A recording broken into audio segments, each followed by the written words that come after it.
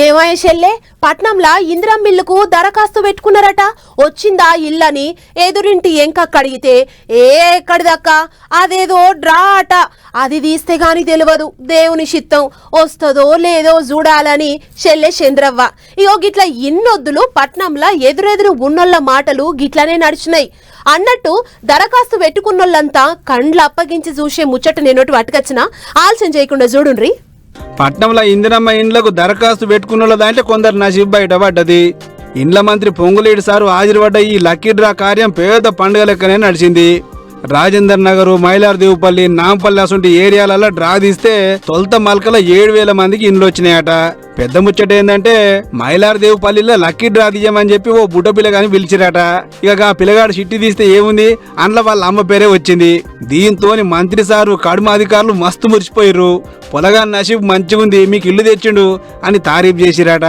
ఇదే ముచ్చట్ను మంత్రి పొంగులేటి సార్ ఆయన ట్విట్టర్ ఖాతాలో పోస్ట్ పెట్టిండు. గిట్ల ఎక్కడ డ్రా తీపిచ్చిన సూత పొలగాన్లు దేవుళ్లతో సమానం, వాళ్ళకు అభోశుభం తెలియదని చెప్పి వాళ్ళతోనే తీపిచ్చిరట. అయితే పట్నం మొత్తం మీద సర్కారు కడుతున్న 7,680 ఇండ్లకు గాను 60,700 మంది 10,000 టోకెన్ అడ్వాన్స్ కట్టి అప్లికేషన్ పెట్టుకున్నారట. అందులో ఎవరికి ఇవ్వచ్చు ఎవరికి ఇవ్వద్దు, గరీబోళ్ళ ఎవరు, గరీబోళ్ళ ముసుగుల ఇండ్లకు దరఖాస్తు పెట్టుకున్న ఎవరు అనే ముచ్చట్లన్నీ వడపోస్తే 40,900 మందిని అర్హులని లిస్టు తీసిరట. ఇక అందులోకించి ఒక్కొక్కటి డ్రా తీసి ఇప్పుడు ఎవరికి ఇల్లు వెళ్తే వాళ్ళకి ఇస్తుర్రు. మొత్తానికి ఇల్లు రావాలంటే 2 స్టెప్పులు. 1 అర్హుల లిస్టులో మన పేరు ఉండాలి, 2 లక్కీ డ్రాల మన పేరు వెళ్ళాలి. ఇక ఇల్లు రాలేని వాళ్ళకు వాళ్ళు కట్టిన టోకెన్ అడ్వాన్స్ 10,000 రూపాయలు ఓ టైం పెట్టుకొని ఇస్తుందట సర్కారు. వచ్చిన వాళ్ళకు వాళ్ళు కట్టే పైసలల్లా కట్ చేసుకుంటారు.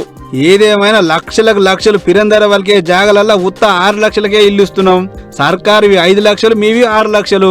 పట్నంలో ఇల్లు కొనుడంటే ఇంత తక్కువలో అవుతుందా అని మాట్లాడుకొస్తున్నారు అధికారులు. మరిగా మీ పేరు అర్హుల లిస్టులో ఉందో లేదో, లక్కీ డ్రాలో వచ్చిందో లేదో చూసుకోరిగా.